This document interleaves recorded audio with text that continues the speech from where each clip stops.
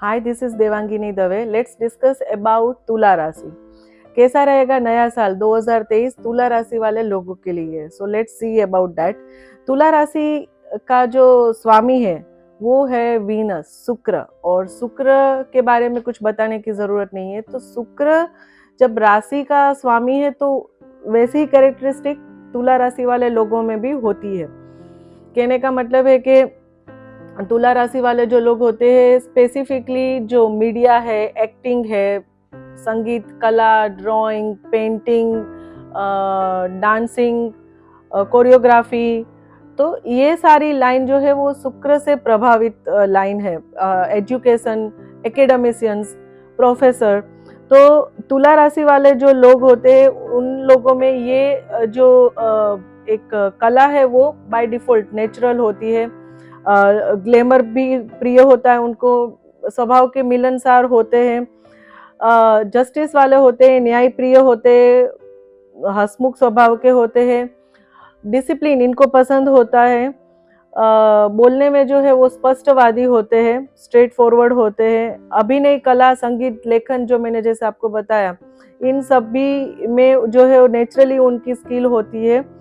न्याय प्रिय होते हैं और शांति प्रिय लोग होते हैं। तो ये हो गई तुला राशि वाले लोगों की कैरेक्टरिस्टिक। अभी ये साल उनके लिए कैसा रहेगा? पहले तो ये गुड न्यूज है कि शनि की जो ढैया चल रही थी, छोटी पनौती 2.5 साल की, वो यहाँ पे समाप्त हो रही है। तो एक तो आपको यहाँ पे जो एक बोझ लग रहा था, जो भागा दौड़ी हो रही थी, प्रॉपर्टी लेवेच में, मीन्स प्रॉपर्टी सेल परचेस में प्रॉब्लम चल रहा था, या माँ की हेल्थ के रिलेटेड आप परेशान रहते थे, तो ये सारी चीजें यहाँ पे सोल्व होती हुई दिखेगी आपको। क्योंकि 4th हाउस जो है वो माँ का स्थान है, वो सुख स्थान है, वो जमीन मकान का प्रॉपर्टी का स्थान है। वहां पे शनि महाराज थे और वहां से अभी वो ट्रांजिट करके आपके राशि के अनुसार 5th हाउस में आ रहे हैं। तो ये यहाँ पे अच्छी चीज है। 5th हाउस में शनि महाराज जो है वो कुंभ राशि में आ रहे हैं, और 5th हाउस जो है वो लक्ष्मी का स्थान है। 5th हाउस जो है रिलेशनशिप का है, संतान का है, एजुकेशन का है। तो यहाँ पे स्टूडेंट्स के लिए अच्छा टाइम आएगा।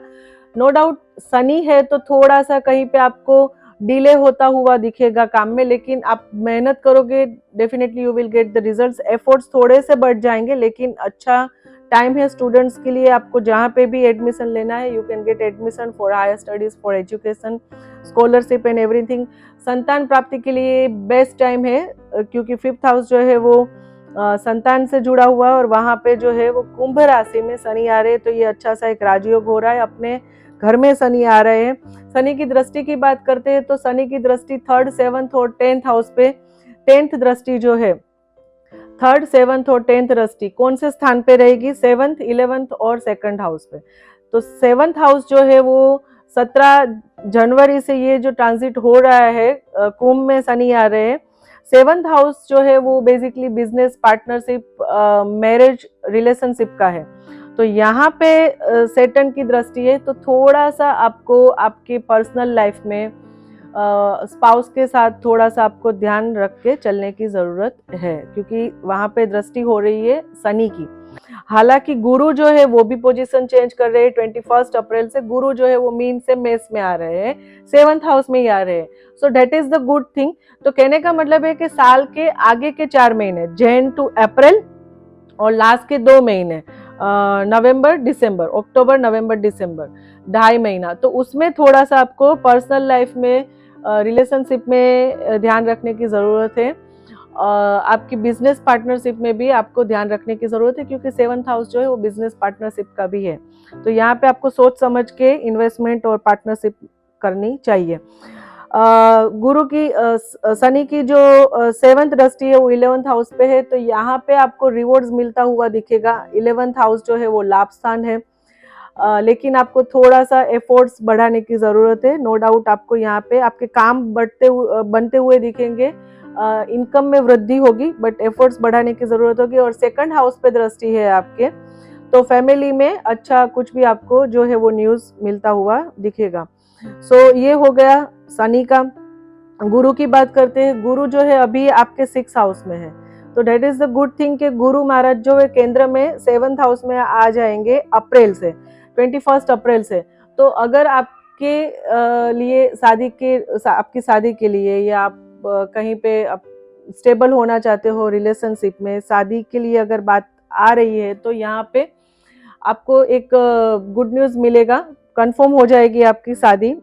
तो ये अच्छा है, वैवाहिक जीवन के लिए भी ये अच्छा है, रिश्ता फाइनल हो जाएगा आपका।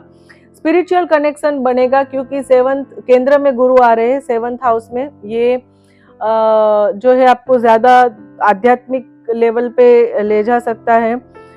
17-18 साल के बाद ये ट्रांजिट होता है, सेंटर में गुरु आ रहे हैं। और गुरु की दृष्टि की बात करते हैं तो 11th, 1st और 3rd हाउस पे दृष्टि रहेगी उनकी, 5th, 7th और 9th दृष्टि अकॉर्डिंगली। 11th हाउस पे गुरु की दृष्टि अच्छी है, लाभ स्थान है, जहाँ पे शनि की दृष्टि भी हो रही है। तो अप्रैल के बाद में आपको जो है इनकम में वृद्धि होती हुई दिखेगी, लाभ का स्थान है। 1st हाउस में तो हेल्थ के लिए अच्छा है, और 3rd हाउस पे भी रहेगी, तो आपका ट्रैवलिंग वगैरह जो है, धार्मिक यात्रा है, तो ये सारी चीज़ें जो है वो आप कर पाओगे। तो ये एक अच्छा हो गया, गुरु का ट्रांजिट अच्छा है। अच्छा, राहु की बात करें तो यहाँ पे 30 अक्टूबर से राहु जो है वो मीन राशि में ट्रांजिट कर रहे हैं, तो ये एक अच्छी बात है। राहु 7th हाउस में थे आपके ऑलरेडी, और 30 अक्टूबर तक वहां पे ही रहेंगे। तो ये that is not a good thing, क्योंकि 7th हाउस जैसे मैंने आपको बताया रिलेशनशिप का है, बिजनेस पार्टनरशिप का है, मैरिज का है।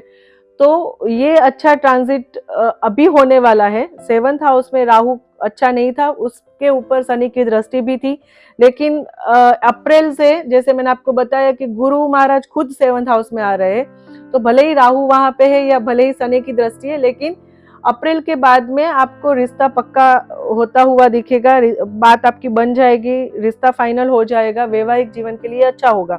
लेकिन 30 अक्टूबर से राहु जो है वो आपके 7th हाउस से ट्रांजिट करके 6th हाउस में आएंगे, यानी कि मीन राशि में आएंगे, गुरु के घर में आएंगे 7th हाउस मेष राशि से निकल के। तो ये एक अच्छी चीज है, क्योंकि 6th हाउस जो है वो रोग, ऋण और रिपु का स्थान है। कॉम्पिटिटिव एग्जाम में आपको सक्सेस मिलती हुई दिखेगी। अभी तक जो भी आपके बैक में आपके खिलाफ जो पॉलिटिक्स चल रहा था, उसके वो सारी परेशानियां हट जाएगी, आप उसको उसमें आपको जीत मिलती हुई दिखेगी, शत्रु भय दूर हो जाएगा। तो ये एक अच्छा है। जो भी आपको हेल्थ इश्यूज हो रहे थे, या जो भी कोई पॉलिटिकल या कोई भी कोर्ट मैटर चल रही थी, तो उसमें आपको जो है यहाँ पे जीत मिलती हुई या परेशानी से छुटकारा मिलता हुआ दिखेगा। कब से? 30 अक्टूबर से। शुक्र की बात करते हैं तो शुक्र जो है वो नवंबर से आपके 12वें घर में ट्रांजिट करने वाले हैं, नीच के कन्या राशि में होके।